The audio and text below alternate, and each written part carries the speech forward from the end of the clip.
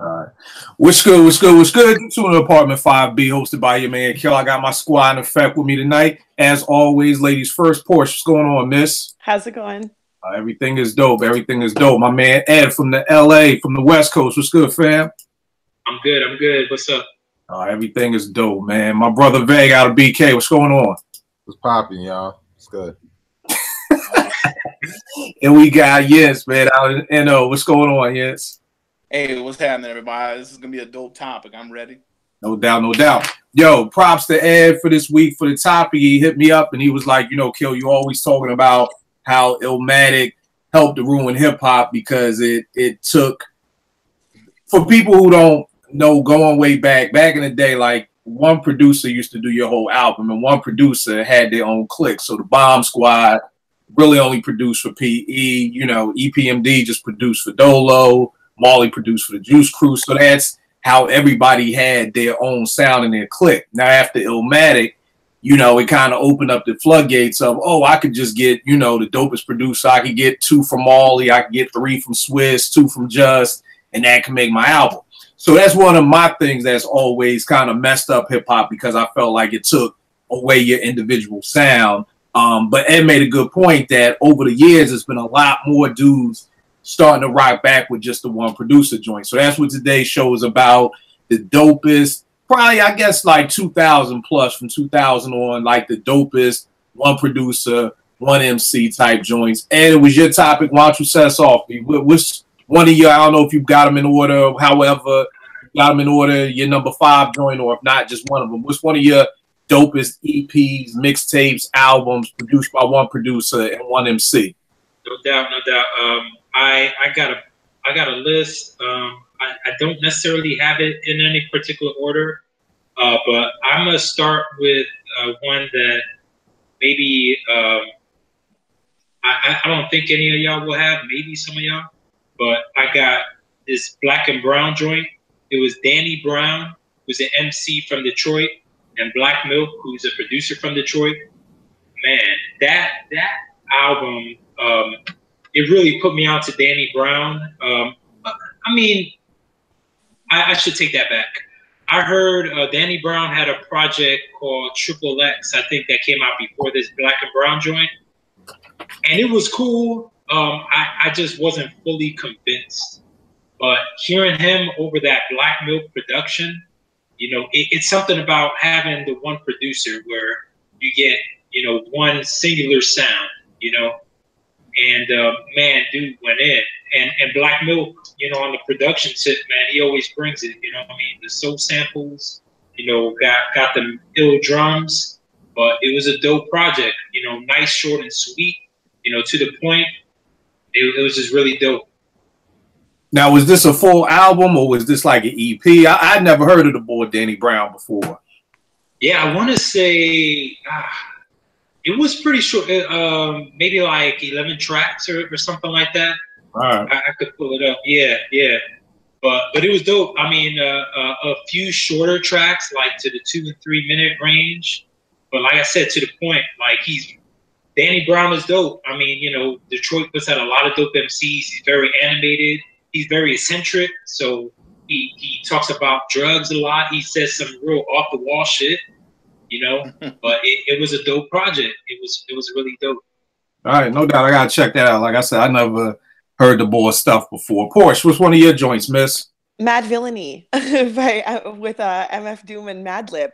I kind of got into MF Doom late, like later than probably most people, but I love this. I love this album. I think it's got a very long track list, but each song is pretty short and it's just such a fun, like, I don't know how to describe it. I enjoy listening to it, and it's not an album that you're gonna listen to and then understand exactly what they're saying from jump. It's one of those ones where you sort of have to listen to it over and over and over, but it's so, I don't know, it's such a cinematic album too. There's a lot of movie clips. There's a lot of like interesting orchestra samples. It's just, production wise, it's amazing. And then Doom's like lyrics are pretty on point. Like he's he's definitely lyrical, and he's for people who like someone who could spit and someone who's good at that. Like, this album is just phenomenal. So that's one of mine. Definitely one of my favorite joints from Madlib. I ain't the biggest Madlib fan in the world, but this is definitely one of my top, 5 albums from Boy. I'm not the biggest Madlib fan either, but when he partners with MF Doom, it's like unstoppable. Like, they're just so good together, so complimentary, and I can't imagine anybody not enjoying an album with these two. Like, I love it. Yeah, no doubt. I feel like you said, you made a good point. I think it's when he's with certain MCs. Even the joint he did with Talib was real dope. Right. EP out with Talib, that was dope. Nick, my good brother, what's going on, fam? What's going on, people? Chilling. What's one of your top 5 produced albums by one producer and one MC? I would go with Madlib and Freddie Gibbs, the Pinata album. That's one of my favorites. You know what I mean? Unexpected Pairing, because that's probably like the most gangster MC that Madlib has worked with, and just for Gibbs to have, to step out of his comfort zone to a certain extent and do that album with him. That was a dope project, one of the best of the last, I want to say, 5 years. All right, no doubt. Veg, what you got for us, good brother? I got Apollo Brown and OC Trophies. When I heard the album, I wasn't expecting, I know Apollo Brown is a dope producer. I know OC is a dope MC, but that never means that the pairing is going to work out, the way you would think. But when I heard that project, man, I was kind of blown away by how dope it was as an album. You can tell these guys really sat down and crafted their lyrics and put together the album to match the theme or the trophy. Everybody wants a trophy for doing nothing. And it's just a dope album that, unfortunately at the time it came out, a couple of cats was on it. But as time has passed, people forgot about it. But, again, bringing it back to having that one producer produce the entire joint, that's one of them joints that, I still play from time to time. All right, no doubt. What about you, Jens? Hey, I just want to ask Vegas a question right quick. You got any standout tracks off their trophies? Not really, because like it's one of those albums where I feel like I just put it on, because when I first heard it, I was in the gym and I was on my, all right, let me listen to something new, because sometimes that gives me focus to listen to something I've never heard before. So I was just listening to it straight. And typically, if I'm in the car or I'm traveling and I listen to a new album, I'll look down at a track. But being in the gym, it just kind of flowed. So every time I listen to it, I never really even pay attention to what song is on. I don't even know how many songs is on there. I just hit play and, go to the end. So I don't necessarily have a standout. Right. I agree with you. That album's dope from beginning to end, in my opinion, also. All right, which one of your joints, Jens? I'm gonna go with Silk Pyramids from Mayhem Lauren and Buck Wild. And they got I'll call out some standout tracks in my opinion. My bad. You said who? Silk Pyramids is the name of the album, and it's from Mayhem Lauren and Buck Wild on the production. Buck Wild DITC? Yeah. All right. So like there's a song called 100 Miles Per Hour, I think is really dope. There's another joint called QU Cartilage that's dope. And one other one I would call out would be Where's the Money At? But it's a dope project in my opinion. Buck Wild, I mean, I think everybody on the panel should be familiar with Buck Wild as a producer. Mayhem Lauren, dope MC in my opinion. And I think it's just an overall dope project. What year did that come out? I missed that. I know he did the job with I think it's relatively new. It might be between 2015 to now. I don't think it's as late as now, but 2015 maybe. Okay. All right, that's dope. I gotta look into that joint. I never heard. And you said it's called Silk Lauren? Silk Pyramids. Silk Pyramids. By Mayhem Lauren. That's Action Bronson, boy. Yeah. Okay. Oh, he down with Action Bronson? Yeah, unfortunately. All right, cool. All right, my number 5 joint I got is a banger called Home Sweet Home. It was Big Pooh from Little Brother and Knots. And anybody who knows me knows I was never the biggest Little Brother fan. And the only person I probably ever paid any attention to was Phonte. So I remember this kind of like being one of the albums that dropped. And I was like, yeah, I'll get to it. And I forgot which song I put on. I was trying to find it, but I put on one song. That thing was just so crazy. I just ended up listening to the whole album. It probably stayed in rotation for a good 2 weeks. Pooh killed it.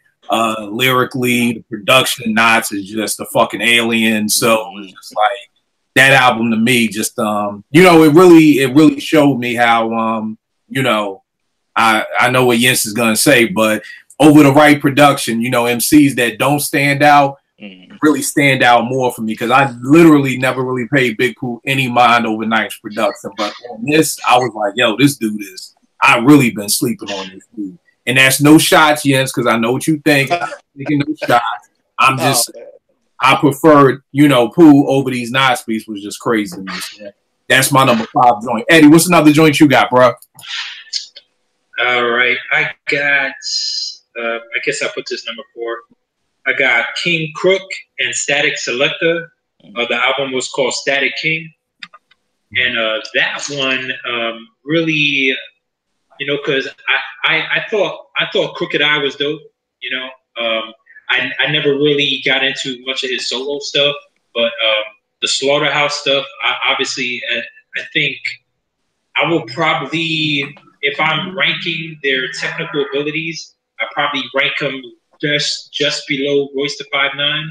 So yeah, I thought he was incredibly dope, but hearing that project was the first time I really took notice for a whole project. Like, there's another point I'll continue on, so I'll make that point later. But yeah, man, I think the production fit well, at least for me, for what I'm looking for in production.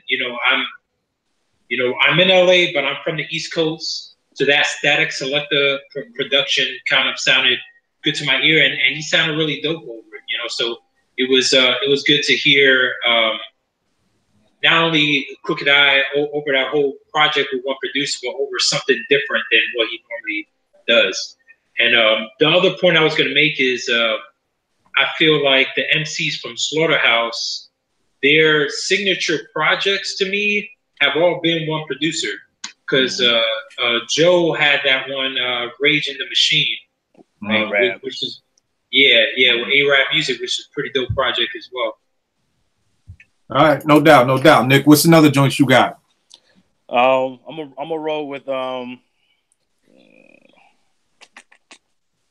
gonna go Silent Partner. No, I'm gonna wait on that. I'm gonna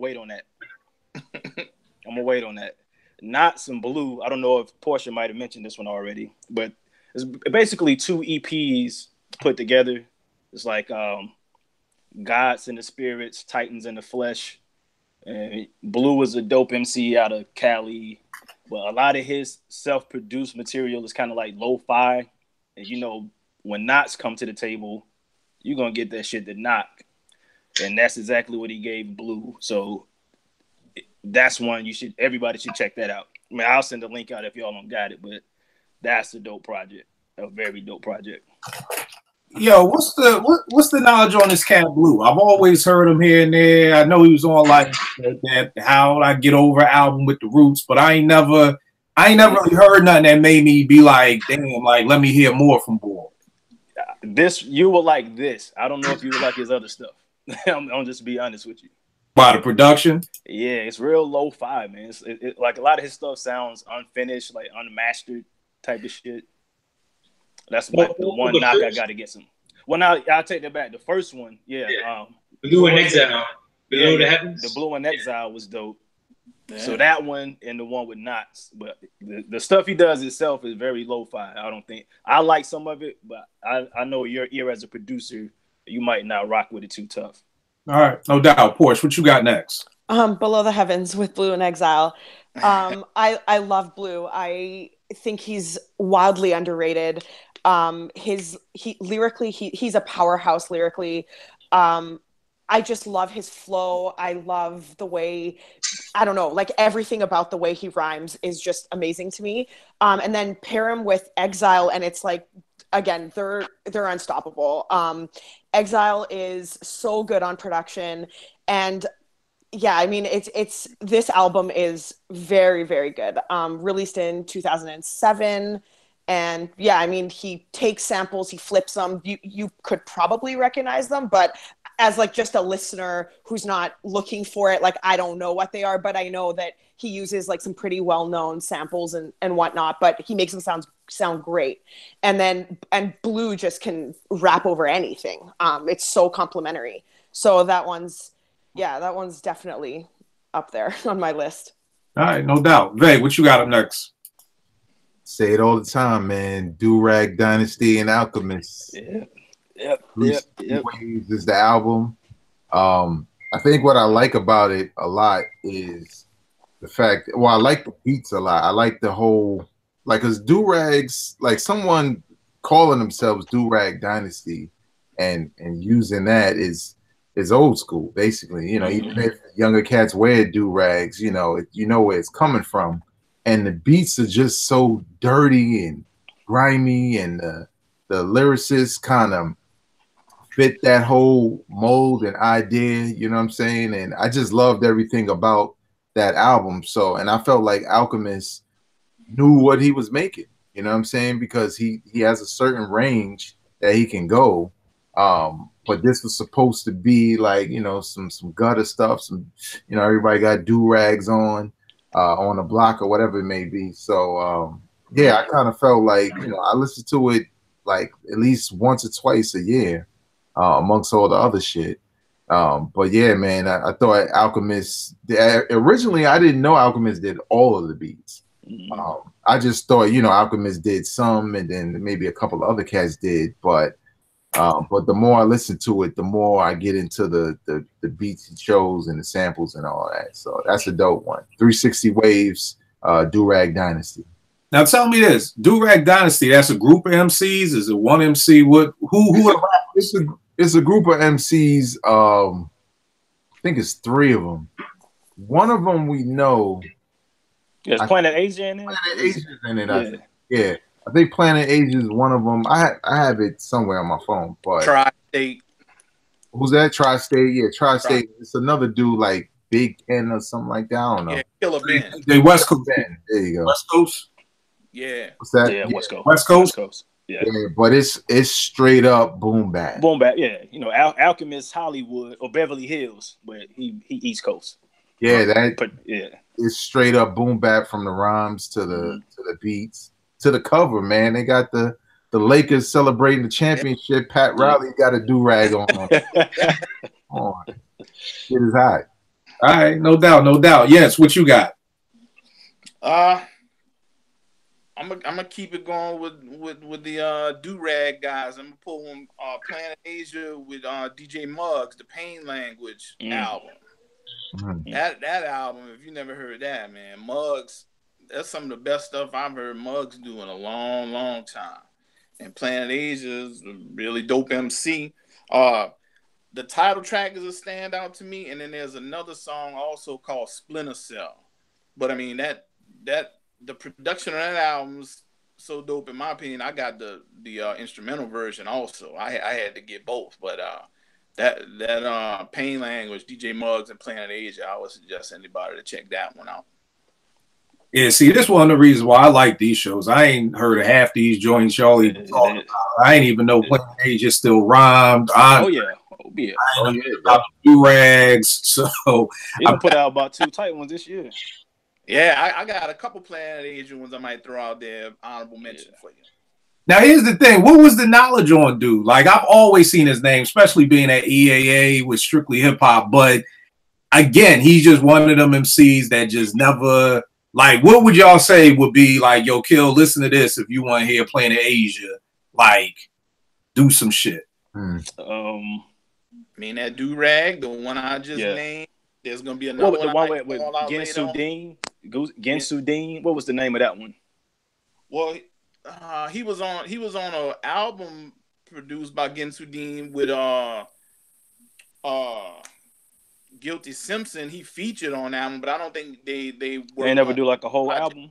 Nah, he's on one that I'm gonna call out later on too. All right. So I'll just keep the pen waiting for the pain language. I'll start there on that joint. My number 4 joint, Ed kind of mentioned it. It's the Joe Budden and A-Rab music banger, Rage in the Machine. I think, well, everybody knows I love Joe Budden. He's one of my favorite MCs. But then the thing that kind of caught me on this is I've never been an A-Rab music fan. You know, he was I always compared him to the niggas at Rucker Park. Like, he could do all them tricks on the MP and got Alchemist crying in the studio and all that shit. But I ain't never really heard. No, y'all ever seen that clip of Alchemist crying? I never saw that. Yeah, like, he's really shedding a tear because he's in there playing. You know how A-Rab do, playing the MP live and everything like that.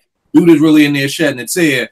But, you know, I was like, all that tricks and shit. But, you know, I've never really liked the A-Rab beat like that. So to go from not liking really one A-Rab beat to really liking this entire album from beginning to end was crazy to me. He got this joint on here, Idols, where he flips the that joint, Tevin Campbell and Quincy Jones. Tomorrow joint, he flips that joint crazy. From beginning to end, like I said, I like everything on here. Uncle Joe, Serious with Joel Ortiz. I mean, everything on here is dope to me. So this is definitely my number 4, Rage in the Machine. Ed, what's your next joint, good brother?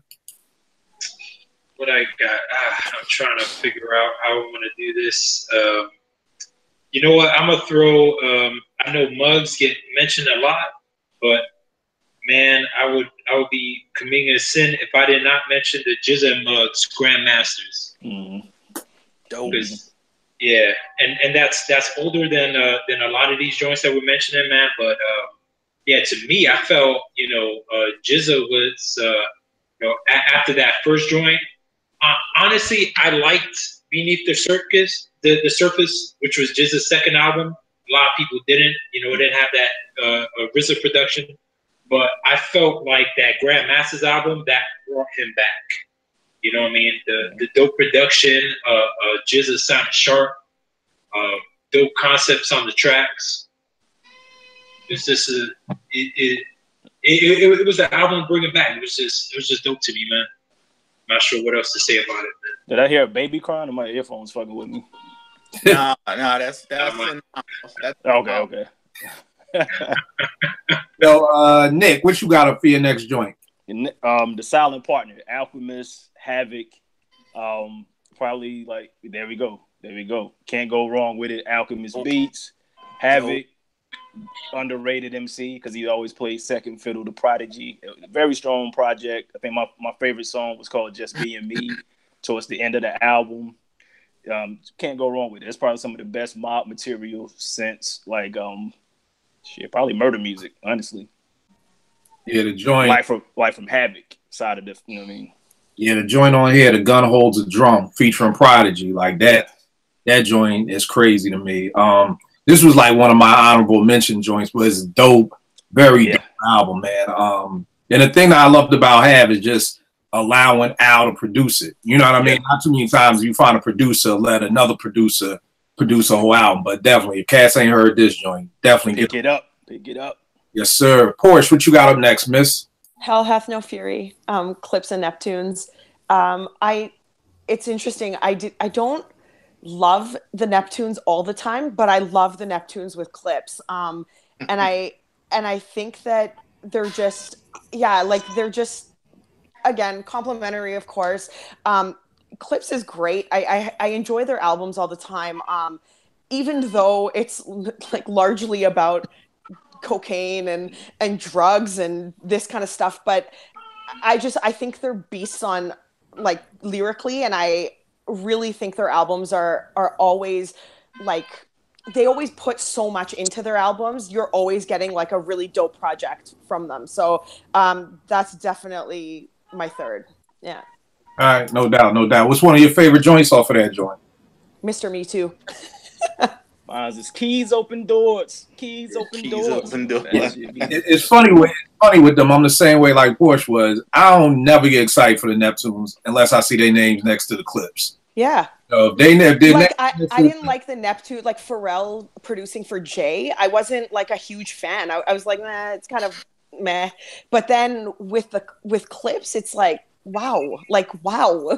Yeah, he always strip it down for them. He giving them stripped down street bangers. He don't give them. I don't know what kind of zone Pusha and Malice get them in, but it's the right zone. I give them credit because their other shit don't sound like they Clip shit. You know what I mean? So you know what I mean. I definitely enjoy that. Vague, what's going on? What's your next joint? Pete Rock is in Camp Low, 80 Blocks, Tiffany's. Honestly, I didn't even know what to expect. It was just you talking about the part 2 joint or the first one? The part 2. All right. Joint that got like MOP and Uncle Murder on it. Yeah. I didn't know what to expect when I saw that pairing. It was literally like research. You know what I'm saying? Like, all right, well, this is out. Maybe it's something to talk about on my blog that I used to have. And I was like, damn, shit is crazy. Like, because Camp Low was still in pocket. Rock's beats was nuts. And then they had the guest appearances on top of it that I didn't really I didn't expect going in, you know what I'm saying? And it was just like, it was a situation where it felt like something where you're like, damn, this should have happened sooner. You know what I'm saying? Like, it felt like something that, and you know, I guess P Rock always said it, like, you know, he always kind of wanted to work with them. But I guess he knew. I guess he knew the way they rhymed, their cadence, their wordplay would go well with a lot of beats he had. And it's a mixtape for y'all out there, so it's free. You should definitely check it out, man. It is some of the dopest hip hop I've heard in a while. Another mixtape I frequently go back to at least once or twice a year, just to, you know, just need that listen on that joint. But definitely dope. P Rock and Camp Low, 80 Blocks to Tiffany's. Yeah, that's one of the good things about the current industry, with hip hop kind of being underground. Cats they got the freedom to just do projects together that they probably didn't have in the 90s because of, you know, labels and shit.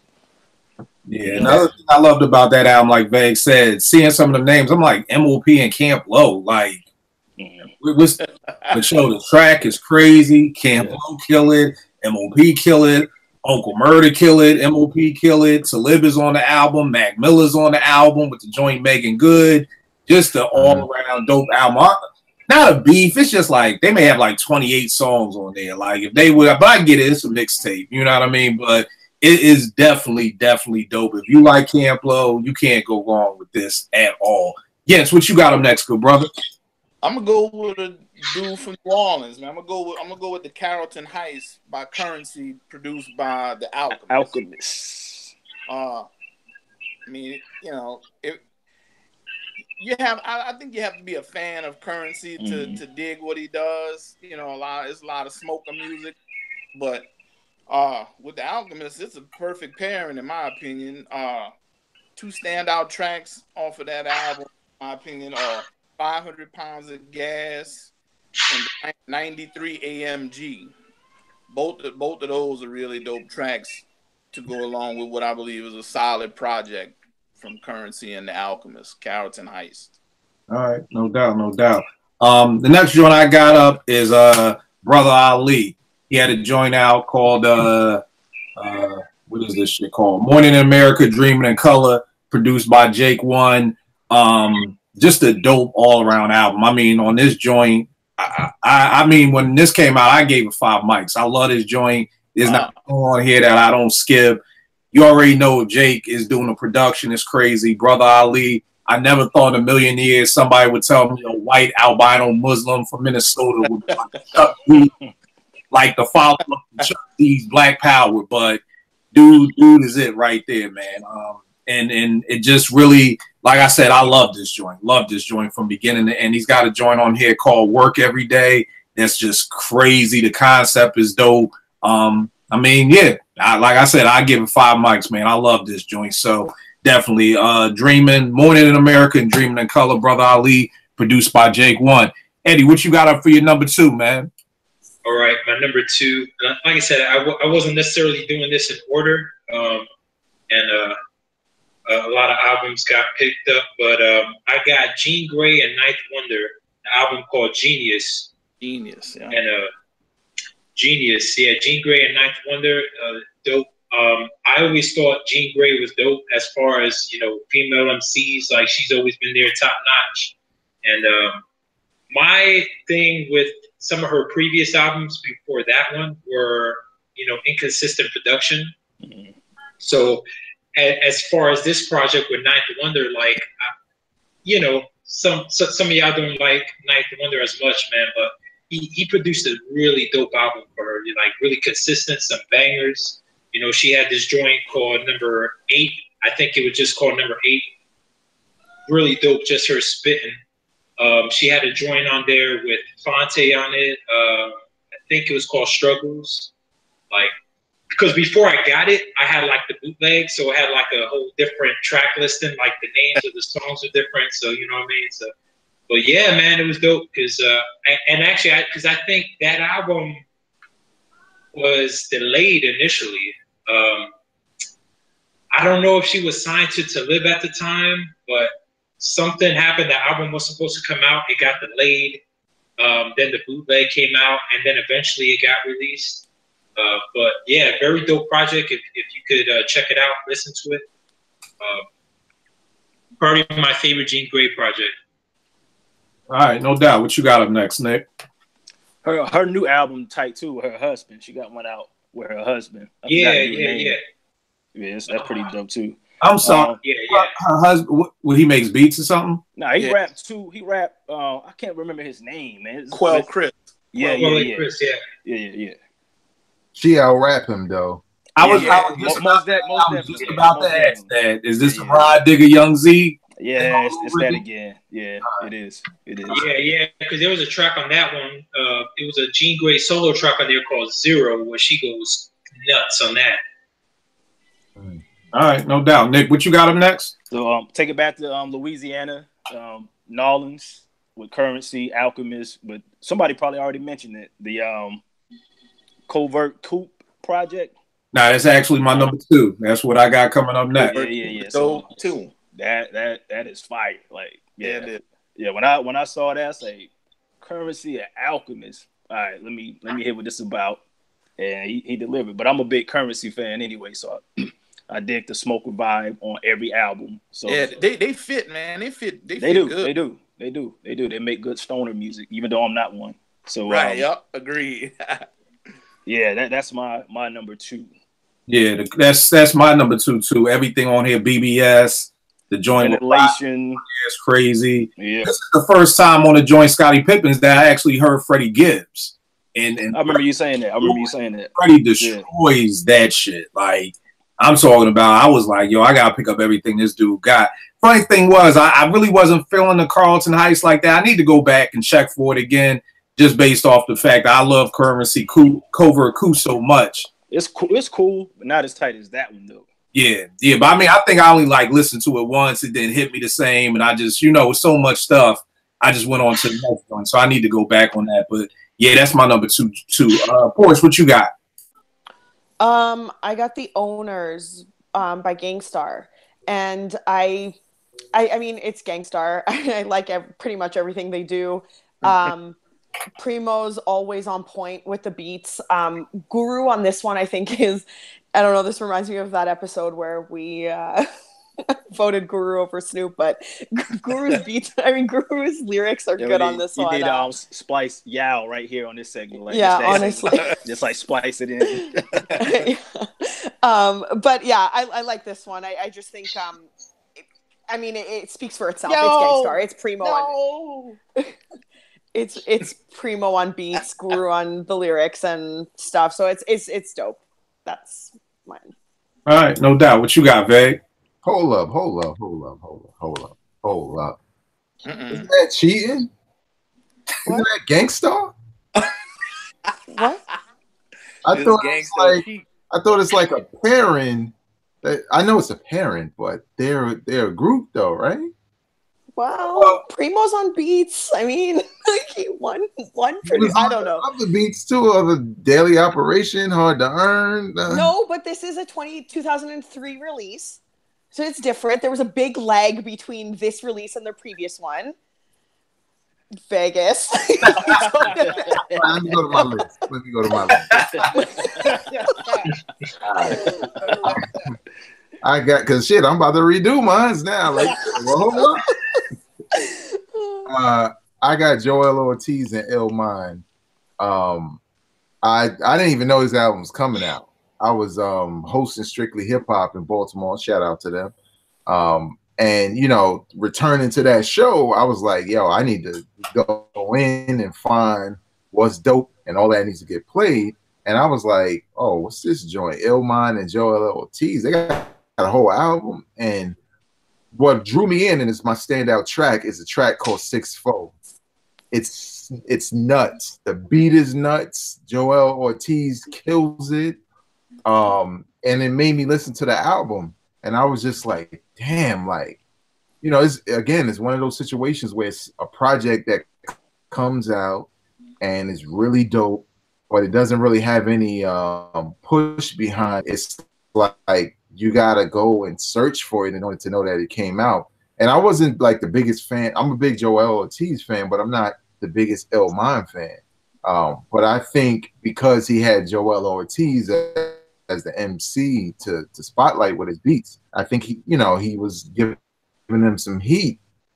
And that 6-4 track is, honestly, you listen to that, you're gonna want to listen to the album. So Illmind and Joel Ortiz, the name of the album is Human. I got to join out because I ain't that was a joint. Illmind dude like that. But I'm gonna start with that joint you talking about and see if that takes me. What were you saying that? Yeah, they got a dope cypher track on there. It's like called Latino Part 2 or something like that. Or that's crazy. Yeah, that was a dope track. All right, no doubt. Jens, what you got up? I'm gonna go with I think this might be an EP. It's called Billy Ocean. It's about a big twins out of Queensbridge, and it's produced by a guy called DJ Skiz.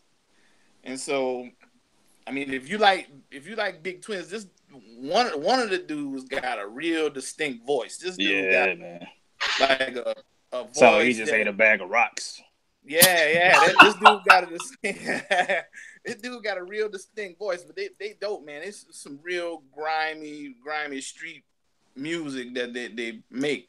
But they got with DJ Skiz and they made this Billy Ocean project. And two standout tracks that I would call out off of this one would be a track called Celebrate and a track called Billy Martin Rap. Both of those are real dope. This guy DJ Skiz, he's using a lot of soul samples and stuff. It's dope in my opinion. So yeah, the big twins with DJ Skiz, Billy Ocean. Check that out. Now, are they really fucking twins? Are they two? No. You remember Twin from Mobb Deep? One of them died. Right. One of them, right. So he called himself Twin. He just always called himself Twins. All right, and this to do with the ill voice. Yeah. All right, no doubt. DJ Rec One is hot. What's up, man? No, I was saying that mixtape is hot to me because I stay playing it though. Yeah, it's dope, man. It really is. When did it drop? Maybe years ago, probably. Maybe like a year ago. All right. It's not that old. All right. DJ Rec One in the building. What's going on, Rec? Man, crazy day, man. What's going on, everybody? I see everybody in the building. What's going on, man? Rec, why don't you give us 3 of your joints real quick? All right. So what we doing? Albums with one producer, right? Yes, sir. Yeah. Okay, so something I'm banging real heavy right now, the Crisis and Elzhi joint. I love that shit. It's called Crisis of Elzhi or Jericho Jackson. Yeah. Let me see. Oh, we always talk about it. The Alchemist Currency joint, Covert Crew. Mm-hmm. We always talk about that. Yes, sir. And surprisingly, man, I don't know if anybody said that I'm chiming in late, but I actually dug the Pooh and Knots joint, man. I really wasn't checking for Pooh, and he came with some joints. I was surprised. I did not know what to expect, man. That dude came with some joints, man. So those three off the top of my head right now are the ones that I can kind of like run to real quick. All right, no doubt, no doubt. Ed, what's your number one? My number one, I have to do it, man. Royce the 5'9", DJ Premier, Prime. And for me, I could say Prime 1 or Prime 2, but I'll go with the first joint because the first joint was that was an unexpected one. That was the one that really made Hez take notice, man. And you know, I think that started this this run, this incredible run that Royce the 5'9" has gone on. Mm-hmm. That's the starting point right there, man. And just short, sweet. You know, I think 9 tracks. Then they came out with another version that had like 4 bonus tracks on it. But yeah, man, every track dope, man. From the title track. I mean, y'all all heard it, man. So there ain't too much to say about it, man. Just heat.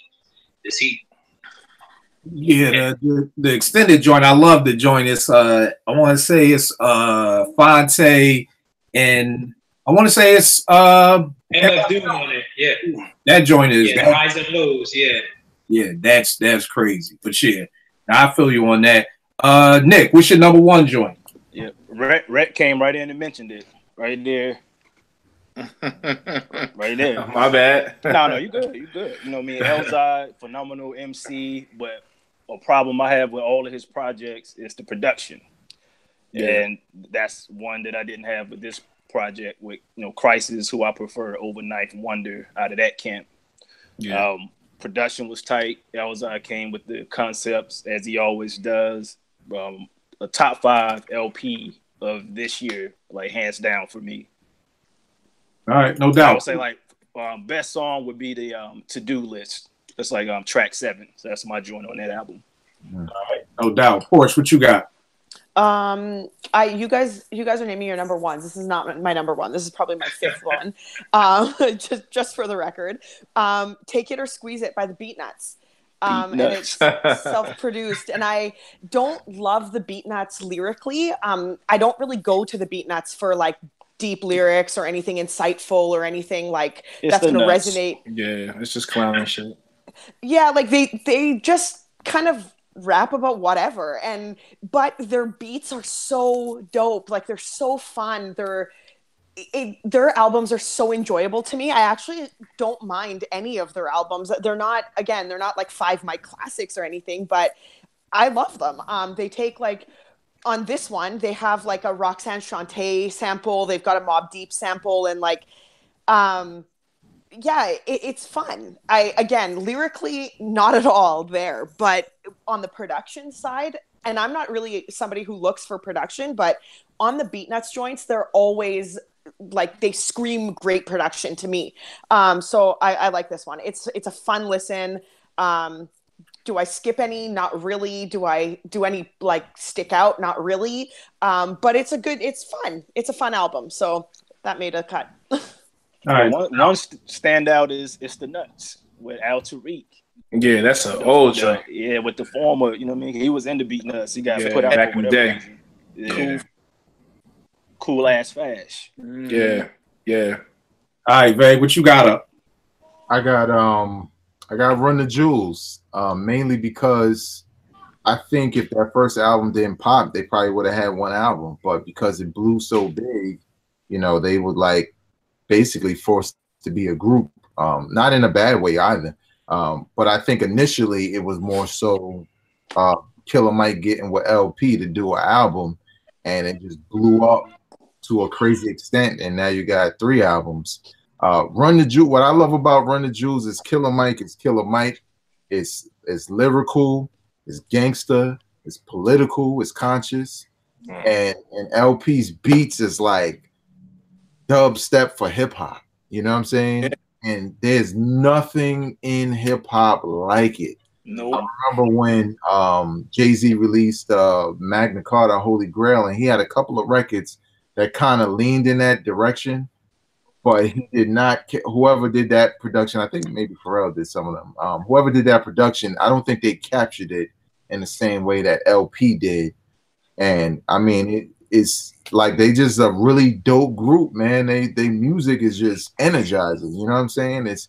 You can't really compare it to nothing. It's not boom bap. It's not party music. It's just straight up. It is what is Run the Jewels.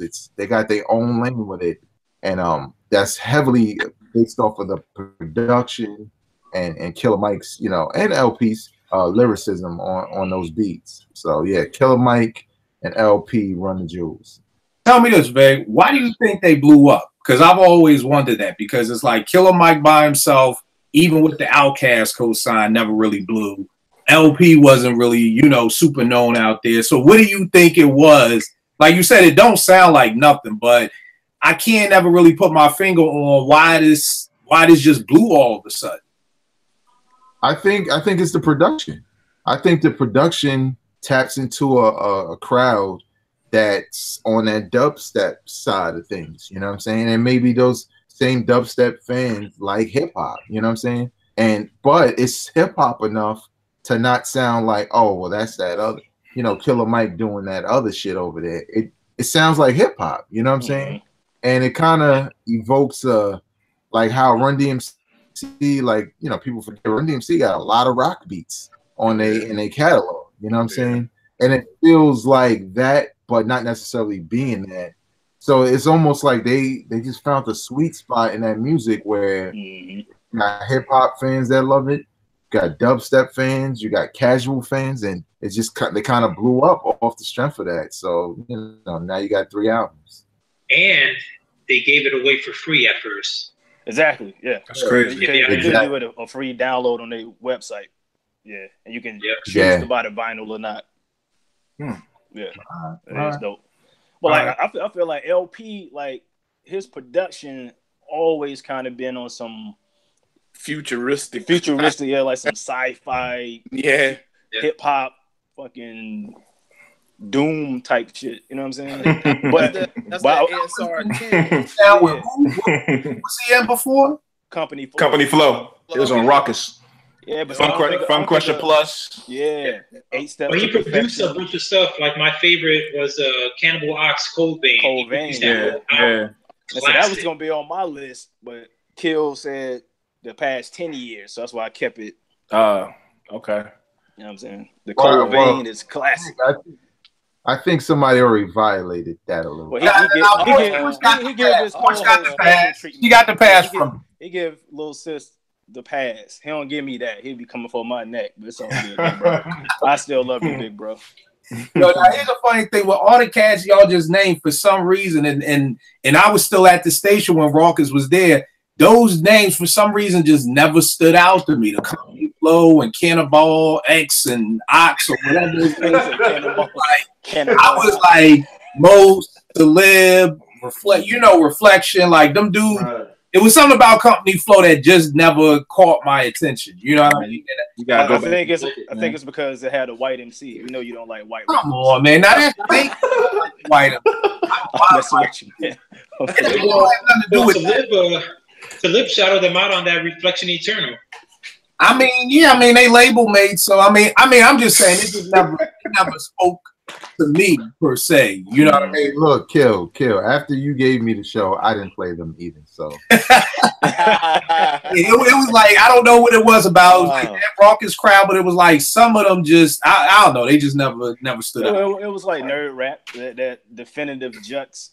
Like, but it's funny. I was talking about me and Gadget who runs Scratch, and he was like, "You just don't like rapidy rap rappers," and I think that's what some of that shit. Like Freestyle Fellowship, I never got into that. I never them rapidy rap rappers.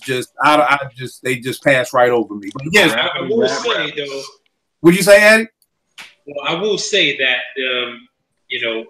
as far as Cannibal Ox, now Vast Air, like he was kind of nerd rap with his lyrics. But Borju Omega, he kept it really gutter, man. Like you listen to his shit, like it had a little bit of that nerd rap, but it had the street edge to it too.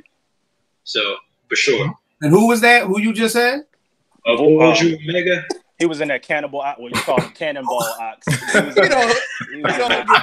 thought you was talking about for a minute. You said OJ Mega.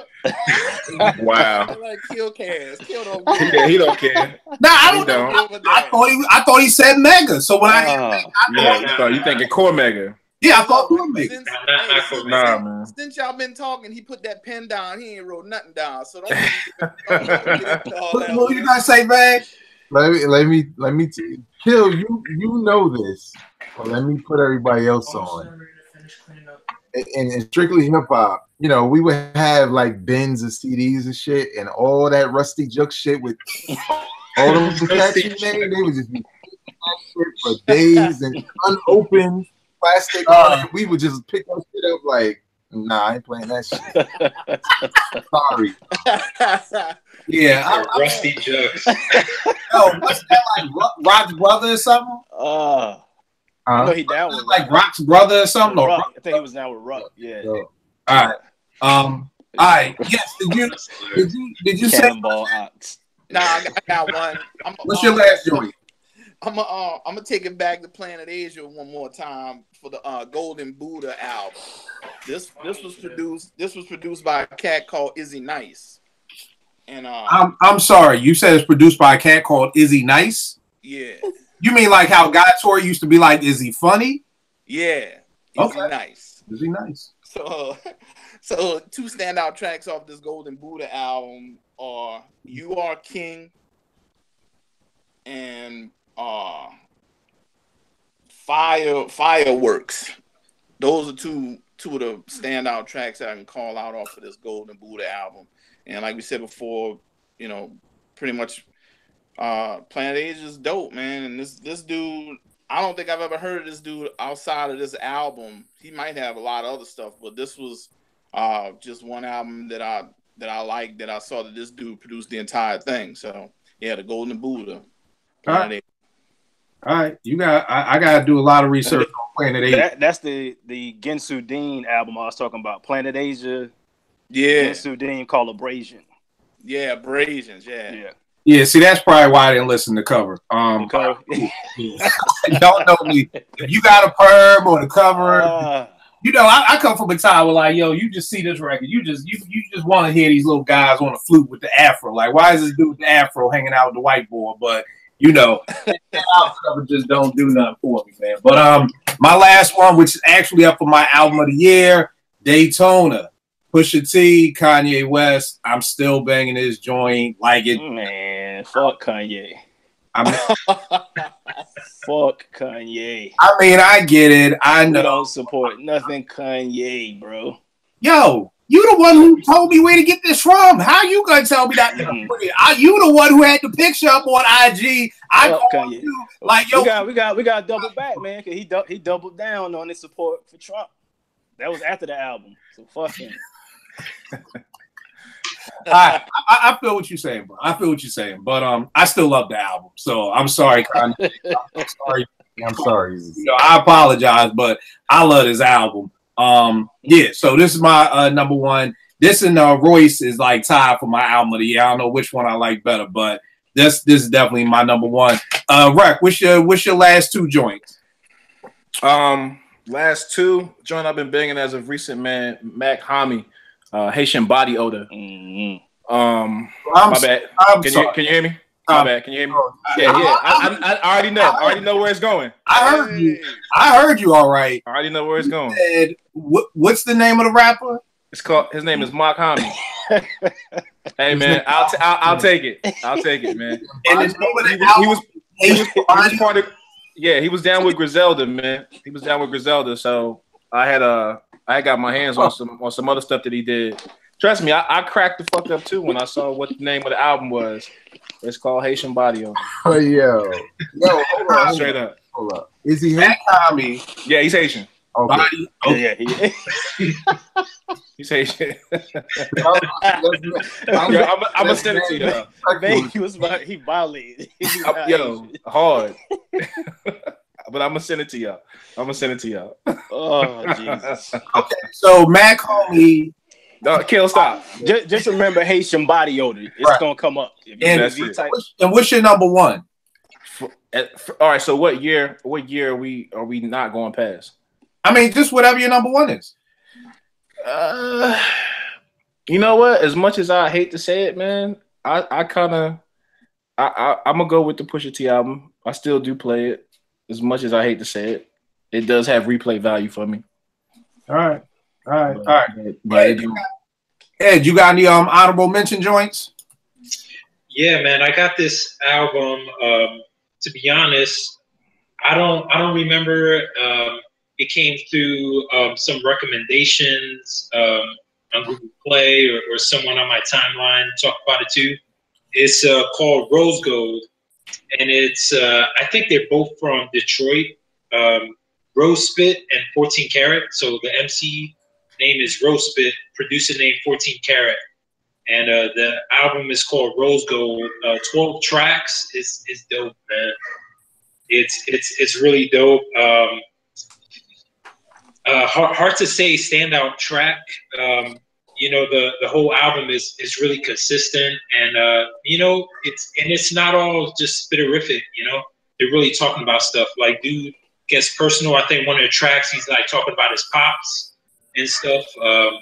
It's a dope album. For sure. What else, man? I got. I'll throw that Talib and Madlib Liberation in there too, as an honorable mention as well. That was a dope album. Yeah. All right, no doubt. Nick, you got any honorable mention joints? Yeah, the Albert Einstein, the Prodigy, and Alchemist did. Yeah.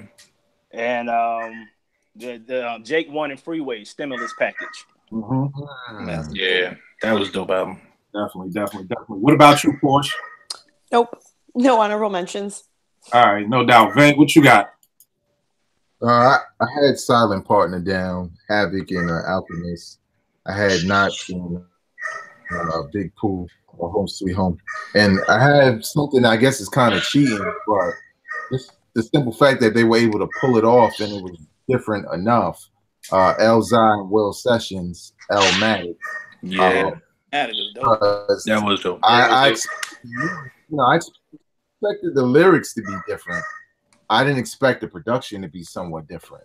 With them extending tracks and playing out samples and shit like that, like it was just really dope, man. And again, it's another one of those mixtapes that I go back to, you know, at least once a year, twice a year, or whatever, just because it was just such a dope project, where everything came together so perfectly between producer and lyricist. So that was mine though. All right, what about you, Yes? I want to add to what Vegas just said about that Elmatic.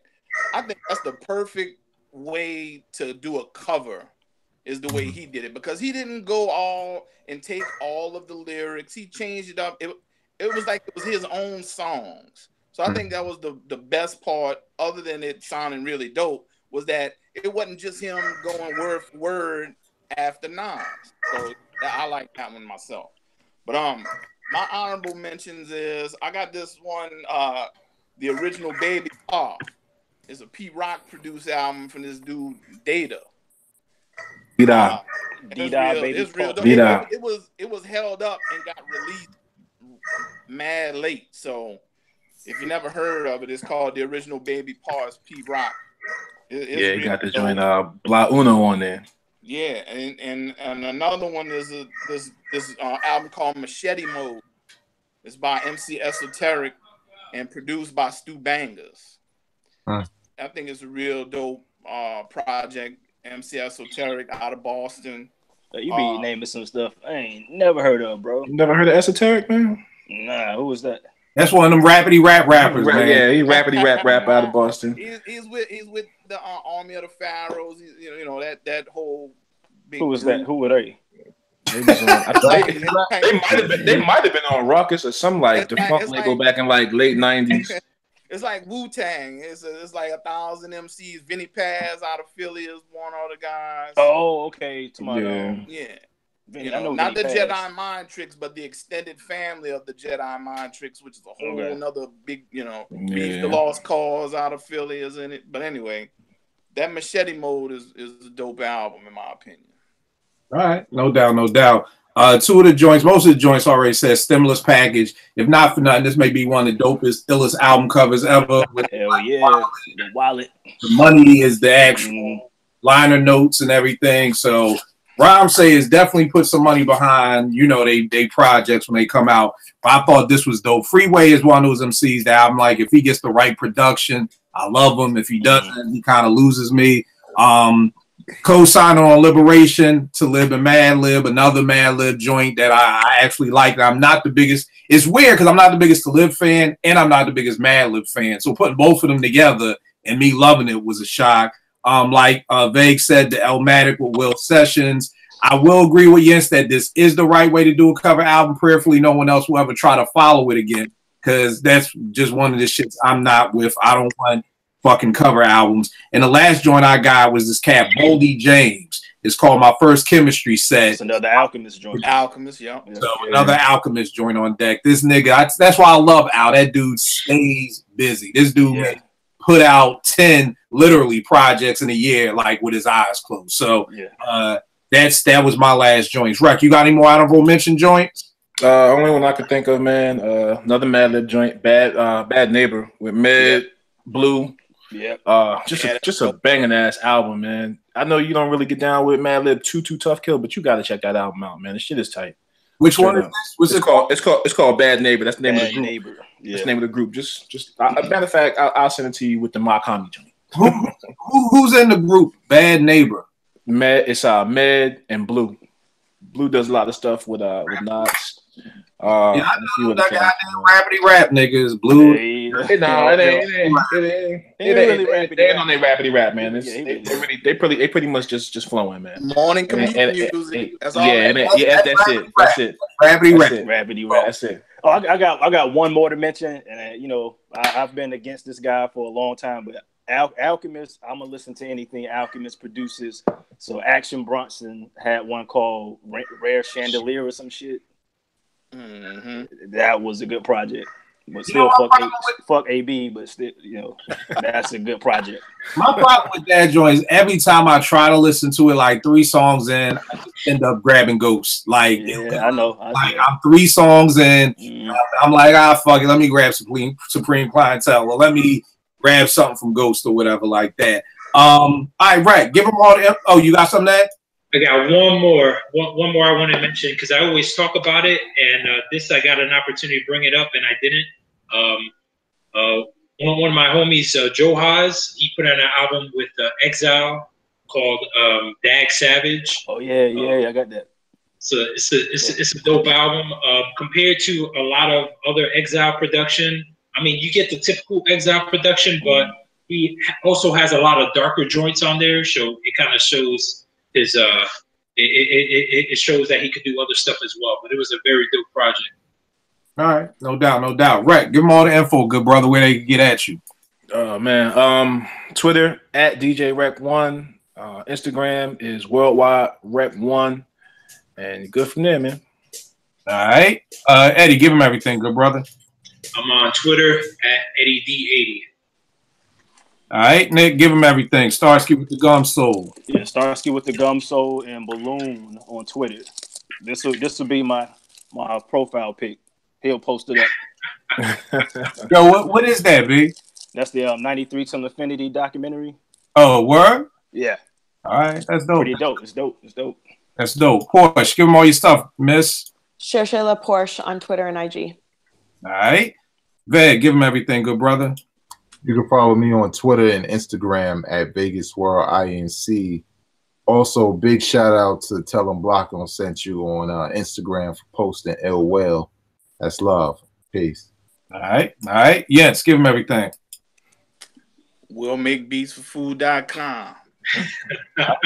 Always take a shameless plug any day of the week. You already know it is with me, Kill889, IG and Twitter. Got to give a shout out to my brother Yao. Follow him at YAW Music.